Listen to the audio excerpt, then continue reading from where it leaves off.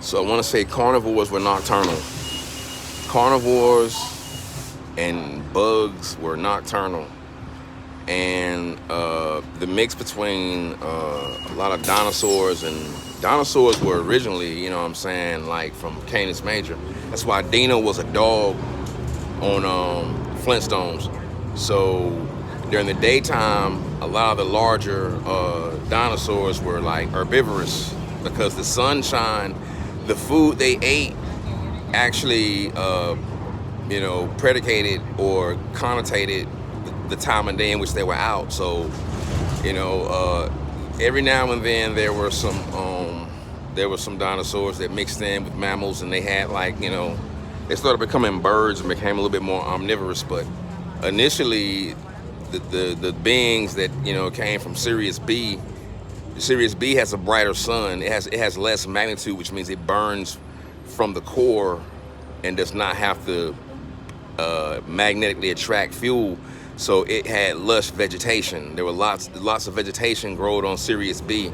But then when they came to the planet Earth, it was kind of cold because our sun is not as warm, or even the reflection of the light from their sun on our glass ceiling called the firmament or the lucifirmament. Because Lucifer was that glass ice between the light, the black light from Canis Major that could have burned us. So that's why he was blinded by reason of his brightness, because he thought that he was the light. He was not the source. He was the Glipoth, the Glipoth, as the Hebrew Tanya says. He was the Glipoth. He was the filter. So he ended up thinking that he was the source, but in actuality, when he was away from the source, like he wanted to raise his throne above the Most High. The Most High said, "I'll do you one better. You ain't got to raise your throne above me. I'll go up under you and leave you above me by virtue of my absence. And then you'll try to find me when you realize that the power that you think is your light is not your own." That's why they were trying to find Yeshua or Jesus. He wasn't trying to find them. And they always recognized him before anybody else did, because they were always threatened by the fact that their rule was temporary, and they were ruled by fire, not by the light. They were able to cook their meat by fire, but the light grew the plants. So when Yaldabaoth, a reincarnation of the Lord God, when he actually gave them the ones that he made, he gave them pieces of his fire, but he never gave any of them his light. He gave them fire, but he never gave them any of his light, which means that basically the sun down here is fire. Anything down here is fire. We're only getting a filtered version of the real light. And the real light is conducive unto those who actually eat the vegetables that actually conduct or mutate the body into the form it has to be for the coming days. So the light codes are in the vegetables. The plants that absorb the rays of the light, they let us know what direction we got to go in. And just like when the meteor hit the planet and the dust cloud blocked out even the filtered light, there was nothing left but cannibals and carnivores, and they died and they ate each other. So that's self-destructive, as KRS-One would say. That's self-destructive. So really, the division will be more based upon what you eat. There are many divisions between different things, but it'll be, and to me, to be an omnivore is still a carnivore. So technically speaking, I don't trust no carnivores, no omnivores, because the meat is not fresh. We don't even have slaughterhouses here.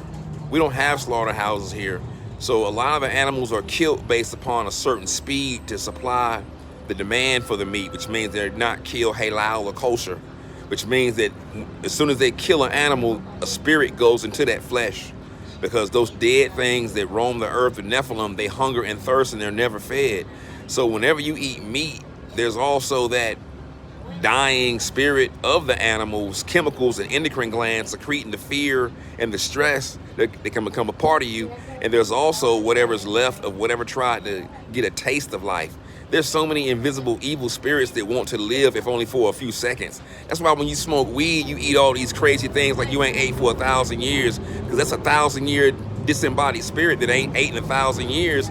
And the weed grew on King Solomon's grave, and King Solomon was a channel through his blood, and the iron in his blood created a magnetic field or a porthole through which those demons came. And so the weed that grew from it was the crystal. They trapped those things inside of crystalline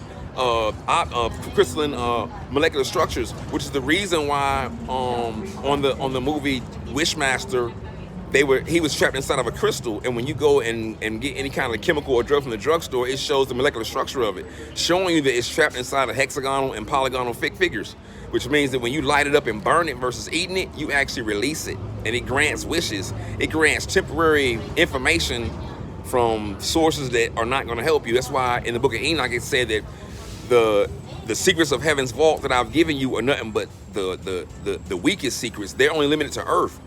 There's a whole celestial, you know what I'm saying, galaxies, multiverses amongst this one universe, of which could be offered to people, but they're stuck on trying to rule one planet. But see, that can be, we'll never bypass it. We'll have to go through it. But the thing about it is that we'll have to, like say, central bank digital currency, it's only an incentive. It's not real money. It's like a carrot on a string. It's only an incentive to make you do what you've been doing, but to make you think that, because it's like people have been trapped inside that daggone old Piscean, the age of the fishes, or the fish scale, or fiscal money. They have to be phased out of it. So they're going to basically give you what you need, but it'll be based upon you not being abruptly disengaged from that which you are used to, which is money, because the money's not important anymore.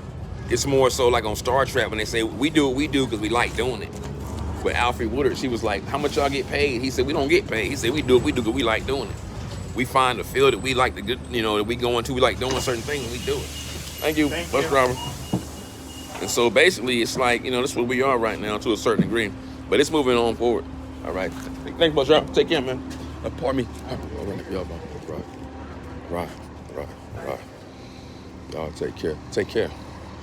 All right.